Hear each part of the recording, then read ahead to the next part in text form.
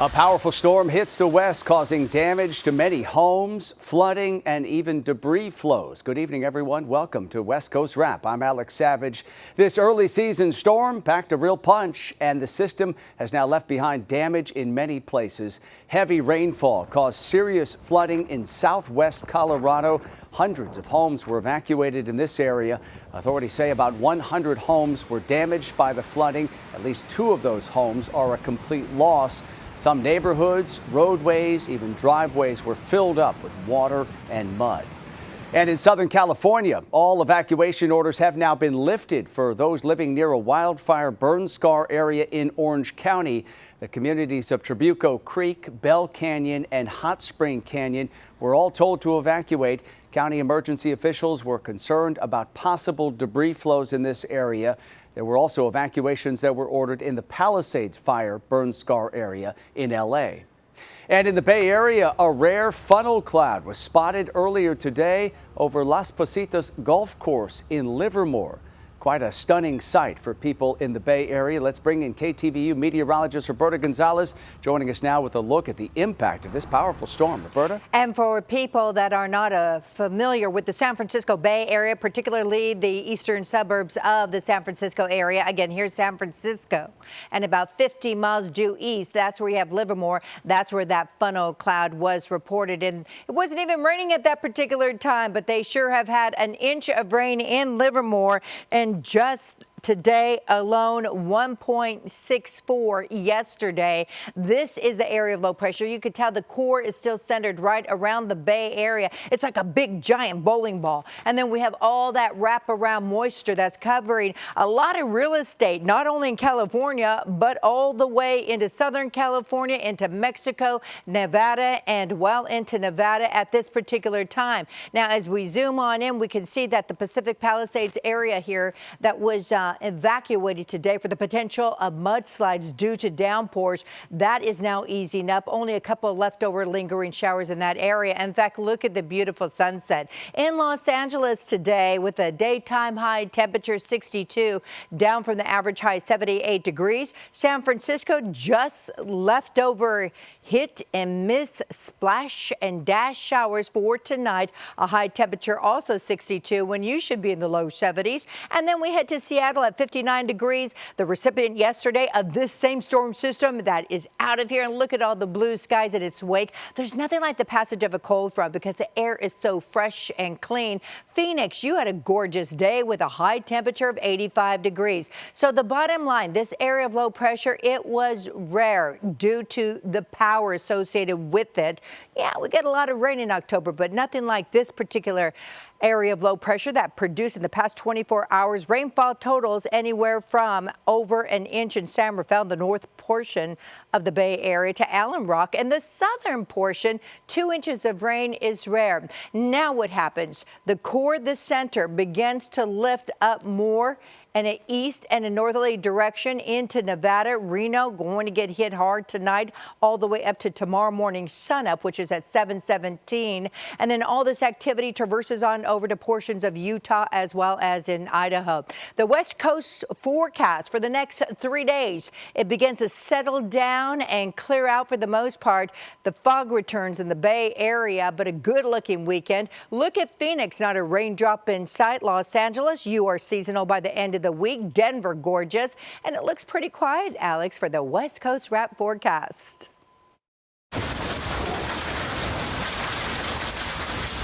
Well, that storm system tore through parts of Arizona. This was the scene in Tempe, just outside of Phoenix. Look at that rain. Fierce winds, heavy rain pounded this area, leaving a number of homes and businesses damaged.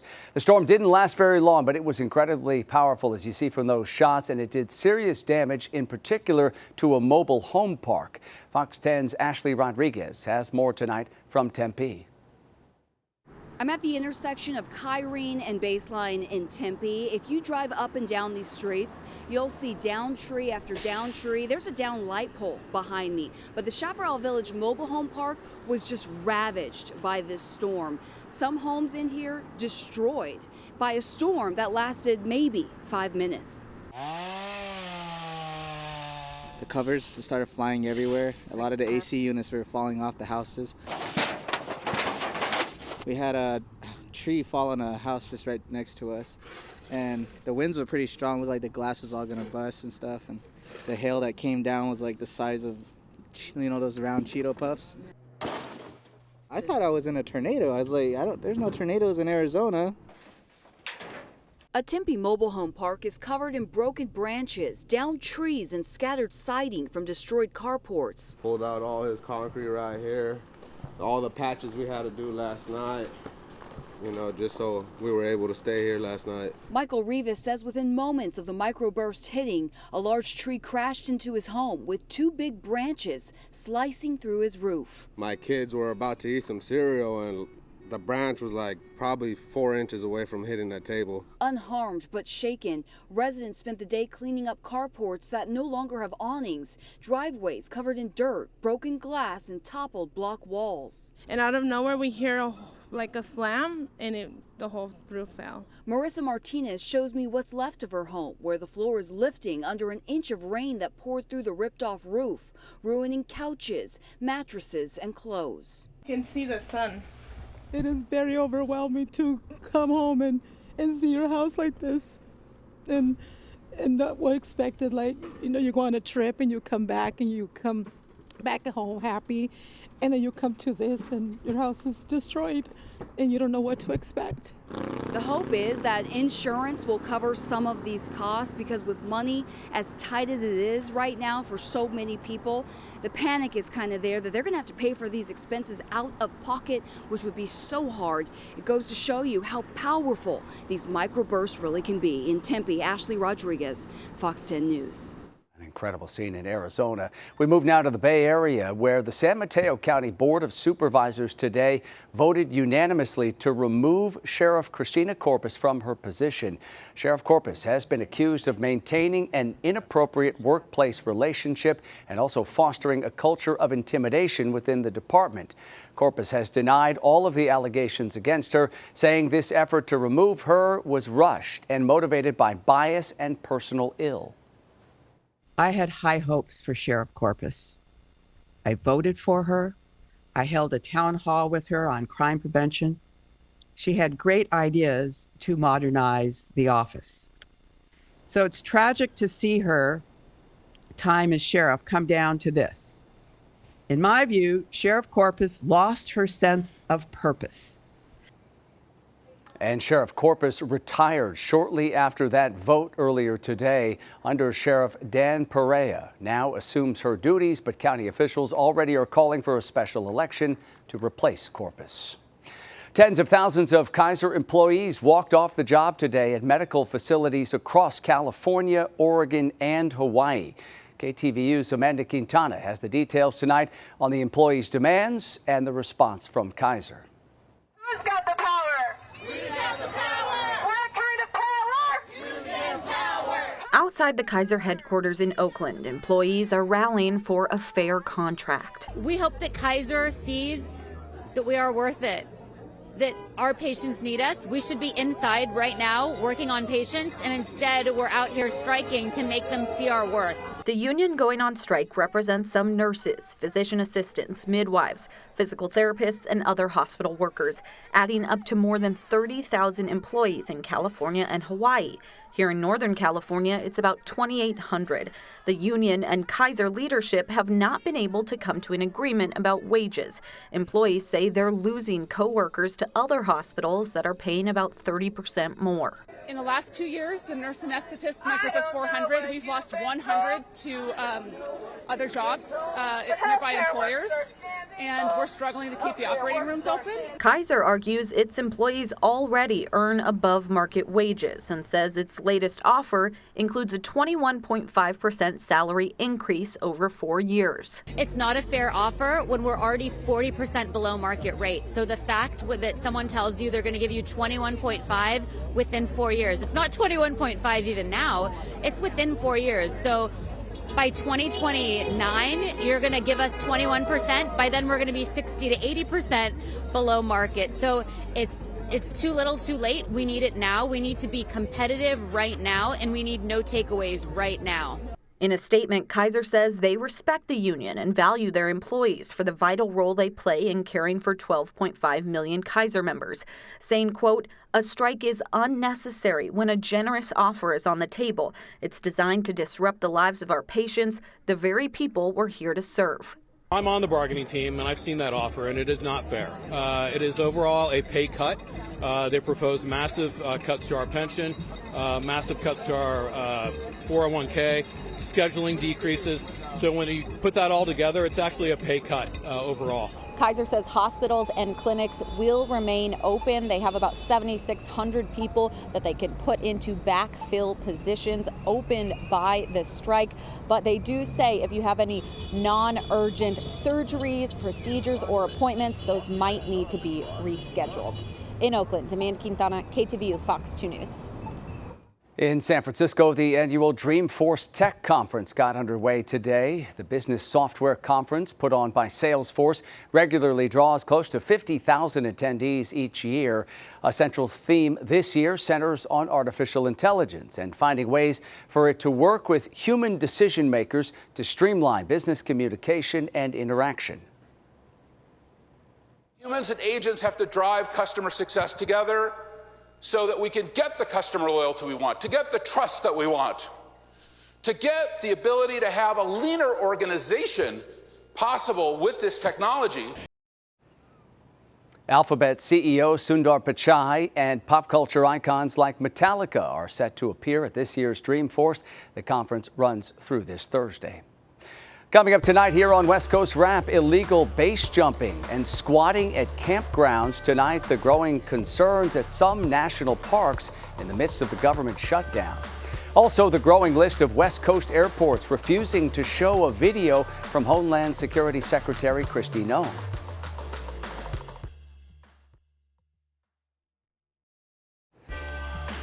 New video has emerged of people base jumping off El Capitan in Yosemite National Park during the government shutdown.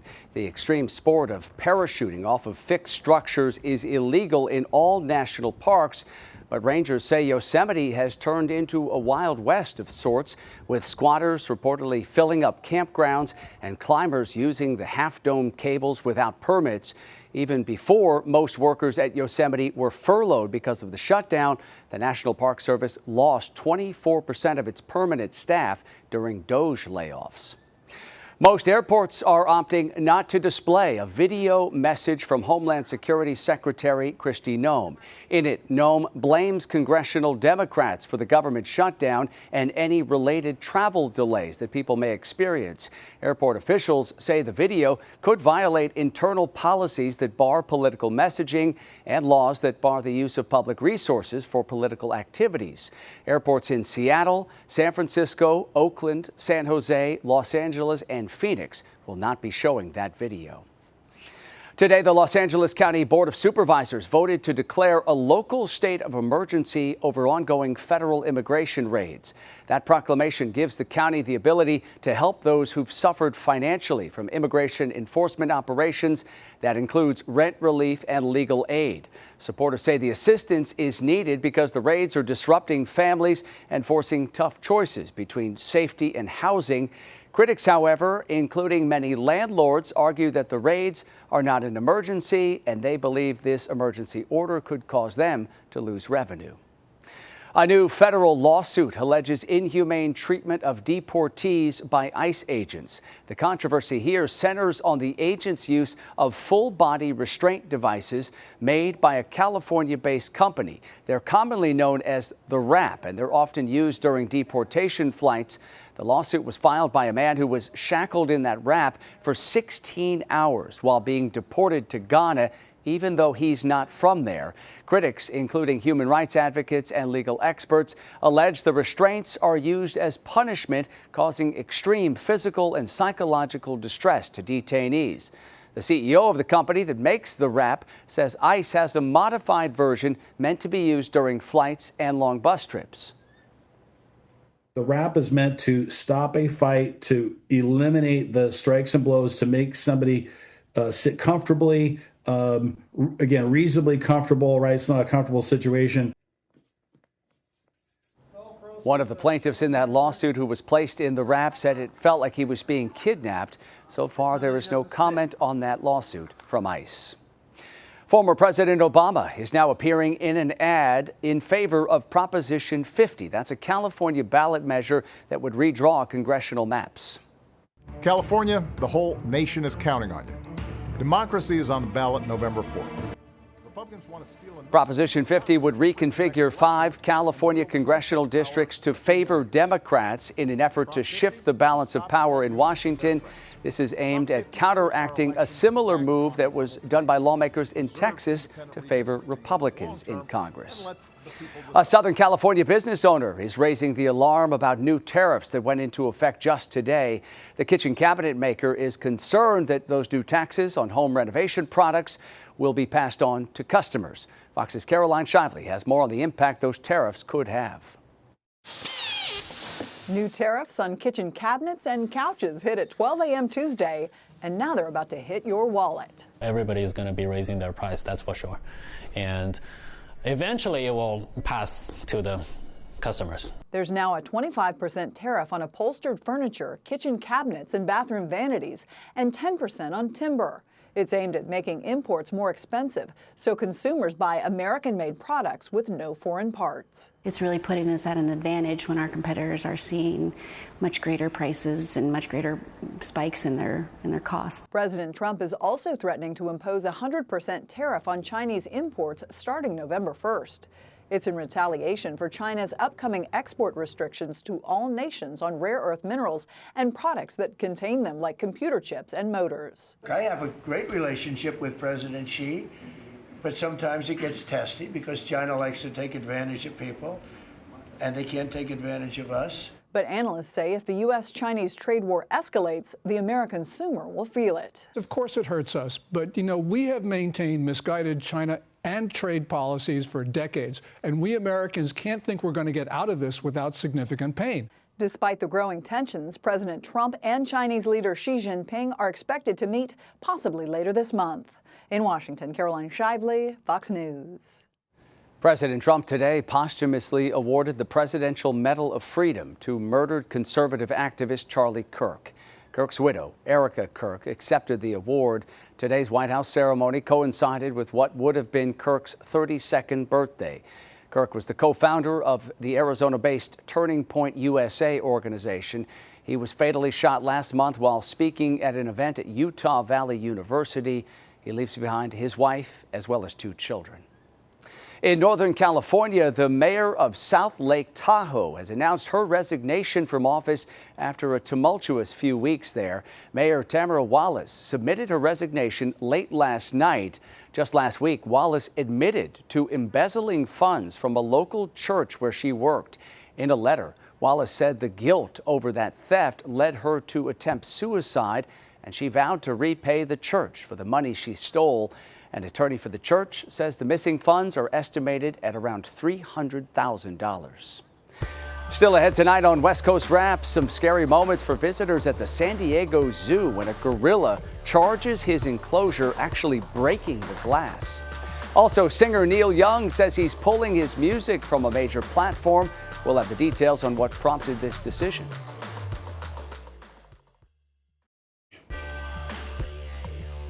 Neil Young says he will remove his music catalog from Amazon. The singer-songwriter recently called out the company in a post that was published to his website, saying Amazon supports the Trump administration and, quote, does not support you or me. Young says he hopes the move will also encourage his listeners to shop locally. He's also removed some of his music from both Spotify as well as Facebook. Some visitors to the San Diego Zoo got the shock of their lives on Saturday when a gorilla dove into his exhibit barrier and actually broke the glass. Fox 5's Juliet Vara spoke to one woman who saw all of this unfold up close. In slow motion, this cell phone video captured by a witness shows a 10-year-old gorilla named Denny at the San Diego Zoo charging the glass. The impact startling people who saw it happen, but no one was more shocked than Katya Sutil. We were actually looking down at our cell phones, so we didn't notice that he had taken a running start, jumped, and then launched into the glass, and he hit it with his elbow or his forearm, right into the glass, directly in front of my face. Katya was celebrating her birthday at the zoo on Saturday with her sister. The two spent about 20 minutes observing the gorillas, even taking some video of their own minutes before Denny charged. I was so jolted, I fell back a few feet, and then when I looked up to see what had happened, I just saw the gorilla staring directly at me, making eye contact with me, and then this giant crack. And I mean, this crack propagated probably 6 feet. It was pretty big. The impact broke the first layer of a 3-layered glass panel. No one was injured, but the force scared Katya and her sister. There was definitely a moment where I was like, did I look at you weird, or did I do something to provoke this somehow? Denny is a western lowland gorilla, part of a critically endangered species. His third birthday in 2017 even made headlines.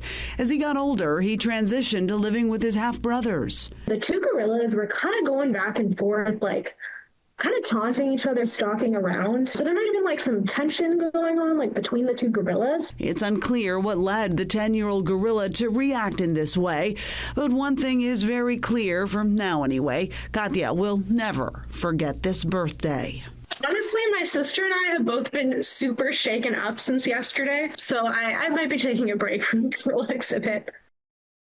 Yeah, that makes sense. That was Fox 5's Juliet Vara reporting tonight. The zoo says the animals in that particular habitat are being cared for behind the scenes until that glass can be replaced.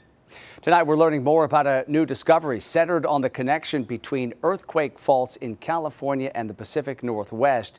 A new study has found that if a large quake happens on the Cascadia fault zone in the Pacific Northwest, it could potentially trigger the San Andreas fault under California to slip as well, affecting cities up and down the West Coast. Researchers say it's not a matter of if the big one will hit, but when. We discovered that the earthquake deposits near where the two faults meet at Cape Mendocino were stacked basically directly on top of each other, with apparently no intervening time passing between the two events. Geologists have hypothesized for decades that faults could synchronize, but it's only been observed one time. That was during quakes in Sumatra, 3 months apart. That happened about 20 years ago. And finally tonight, a new California law will increase the pay of incarcerated people who fight wildfires. Incarcerated firefighters will now be paid the federal minimum wage during active fires. That's about $7 an hour. Before, they were paid about $6 and up to $10 a day.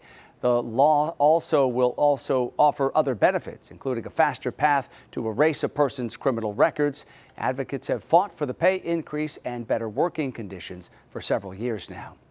And that does it for West Coast Wrap tonight. We appreciate you watching as always. And before we go, a reminder here to stay up to date on all the big stories we're covering across the West Coast by heading to westcoastwrap.com and stream our shows for free on your smart TV. Just download that Fox Local app. A beautiful night in San Francisco. Have a good one.